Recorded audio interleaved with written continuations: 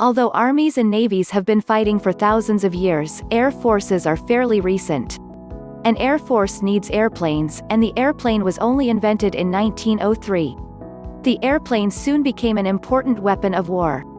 Planes equipped with machine guns shot one another out of the sky for the first time during World War I, 1914 to 1918. Pilots sometimes tossed hand grenades, small bombs, from the cockpit onto enemy troops on the ground.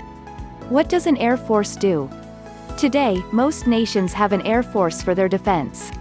An air force protects a country from attack by air. It uses radar and airplanes to detect enemy aircraft. Fighter planes and missiles then intercept and destroy enemy airplanes. Air forces can also attack. Bomber planes drop bombs on enemy territory. Bombers try to knock out targets on the ground and prevent the movement of troops and supplies. Fighter planes conduct combat in the air with enemy aircraft. Missiles carry explosive weapons that attack targets in enemy territory. The Air Force plans and carries out military operations along with the Army and the Navy. Another job of the Air Force is to transport troops and supplies. When did air forces develop?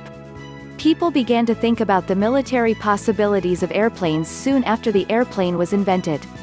After World War I, some military experts thought the next war would be decided by air power. Others disagreed. Air power played a major role in World War II, 1939 to 1945. Germany's Luftwaffe Air Force tried and failed to defeat Britain's Royal Air Force in the Battle of Britain in 1940. Airplanes that were based on aircraft carriers at sea carried out bombing raids on the enemy. Although bombing did not decide the outcome of World War II, it played an important role in the defeat of Germany and Japan. In 1947, after the war ended, the United States government created an independent U.S. Air Force. Until then, the Air Force had been a branch of the U.S. Army. Today, the United States has the strongest air force in the world.